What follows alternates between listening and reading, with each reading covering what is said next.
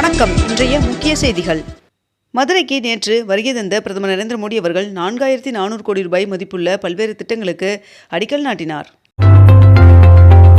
தமிழகம் முழுவதும் உள்ள அரசு பள்ளிகளில் மாணவர் சேர்க்கை இன்று தொடங்குவதாக தெரிவிக்கப்பட்டுள்ளது. சேப்பாக்கம், திருவல்லிக்கேணி பகுதிகளில் 152 கோடி ரூபாய் செலவில் கட்டப்பட்டுள்ள 852 குடியிருப்புகளை துணை முதல்வர் உதயநிதி ஸ்டாலின் அவர்கள் திறந்து வைத்தார்.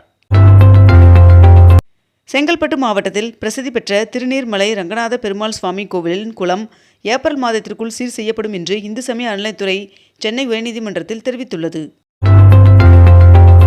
மாசி மக திருவிழாவை முன்னிட்டு இன்று தஞ்சாவூர் மாவட்டத்திற்கு உள்ளூர் விடுமுறை அறிவிக்கப்பட்டுள்ளது.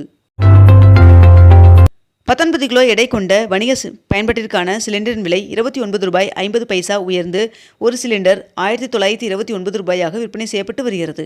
வீட்டு உபயோக சிலிண்டரின் விலையில் எந்த மாற்றம் இல்லை என்று தெரிவிக்கப்பட்டுள்ளது. வலிமையான திறன் வாய்ந்த இளைஞர்கள் நாட்டின் வளர்ச்சிக்கான அடித்தளம் என்று பிரதமர் நரேந்திர மோடி அவர்கள் தெரிவித்துள்ளார்.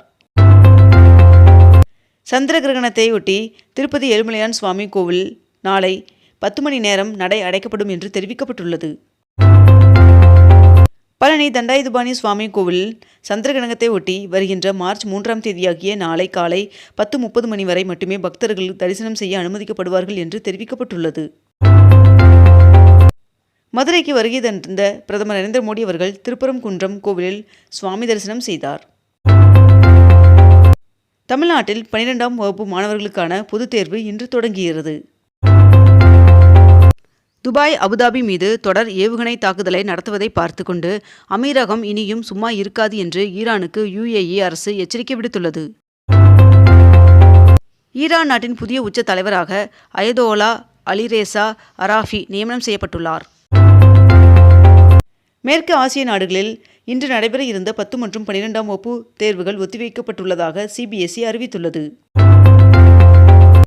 போர் பதற்றத்தில் உலக நாடுகள் வன்முறையை கைவிட வேண்டும் என்றும் போரை நிறுத்திவிட்டு மீண்டும் பேச்சுவார்த்தைக்கு திரும்ப வேண்டும் என்றும் இந்தியா வலியுறுத்தியுள்ளது.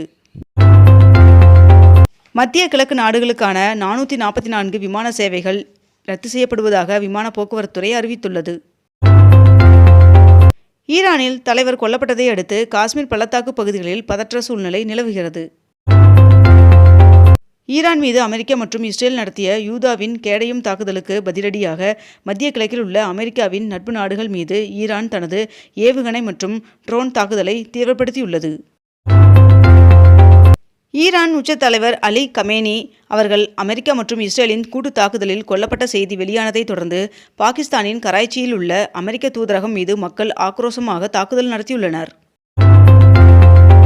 ஈரானின் தலைநகர் தெஹ்ரான் மீது அமெரிக்கா மற்றும் இஸ்ரேல் இணைந்து நடத்திய தாக்குதலில் ஈரானின் தலைவர் கமோனி உள்ளிட்ட பலர் கொல்லப்பட்டதாக தகவல் வெளியாகியுள்ளது. புதுச்சேரியில் 2713 கோடியில் திட்டப்பணிகளை பிரதமர் நரேந்திர மோடி அவர்கள் தொடங்கி வைத்தார். 22 கேரட் ஆபண தங்கத்தின் விலை சவரனுக்கு 1800 ரூபாய் அதிகரித்து ஒரு சவரன் 1,26,200 ரூபாயாகவும் 1 கிராம் 15,775 ரூபாய்க்கும் விற்பனை செய்யப்பட்டு வருகிறது. இதனைத் தொடர்ந்து 1 கிராம் வெள்ளியின் விலை கிராமிற்கு 5 ரூபாய் அதிகரித்து 1 கிராம் வெள்ளி 325 ரூபாய்க்கு விற்பனை செய்யப்பட்டு வருகிறது. ஈரான் மீது இஸ்ரேல், அமெரிக்கா நடத்திய கூட்டு தாக்குதலில் 85 பள்ளி சிறுமிகள் உயிரிழந்ததாக தகவல் வெளியாகியுள்ளது. இஸ்ரேல் ஈரான் போர் பதற்றத்தை தொடர்ந்து துபாய், அபுதாபியை விட்டு மக்கள் வெளியேறுங்கள் என எச்சரிக்கை விடுக்கப்பட்டுள்ளது. பிரதமர் நரேந்திர மோடி அவர்கள் நாடு முழுவதும் 14 வயது நிரம்பிய பெண்களுக்கு கருப்பை வாய் புற்றுநோய் இலவச தடுப்பூசி வழங்கும் திட்டத்தை தொடங்கி வைத்தார்.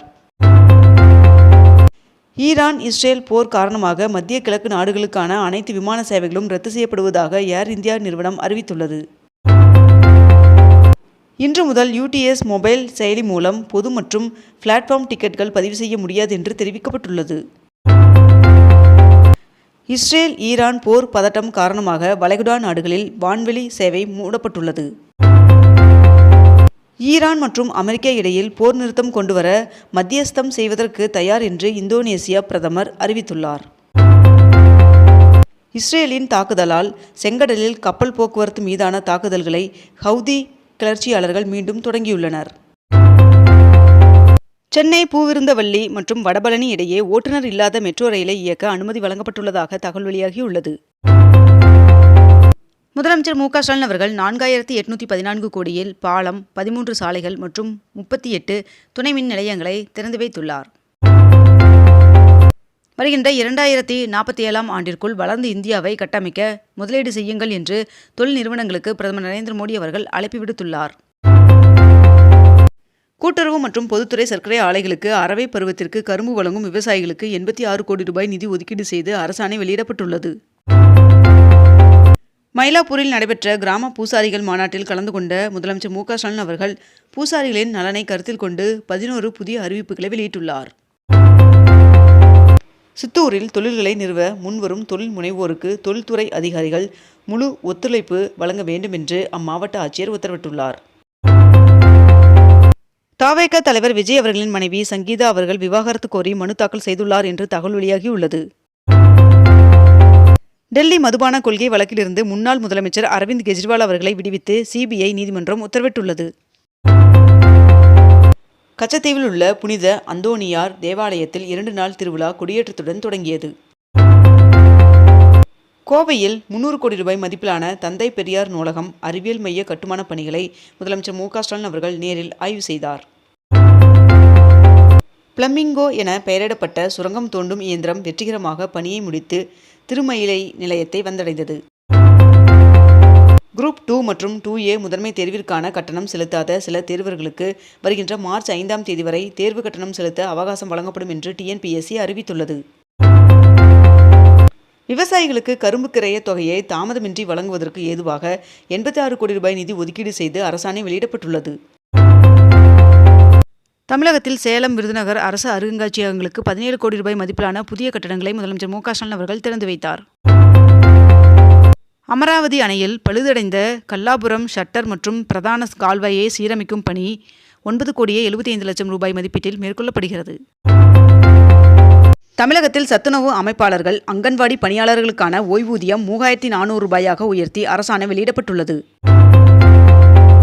பிரதமர் நரேந்திர மோடி அவர்கள் மற்றும் இஸ்ரேல் பிரதமர் பெஞ்சமின் நெதன்யாகு ஆகியோரின் முன்னிலையில் இந்தியா, இஸ்ரேல் இடையே 17 ஒப்பந்தங்கள் கையெழுத்தானதாக தெரிவிக்கப்பட்டுள்ளது.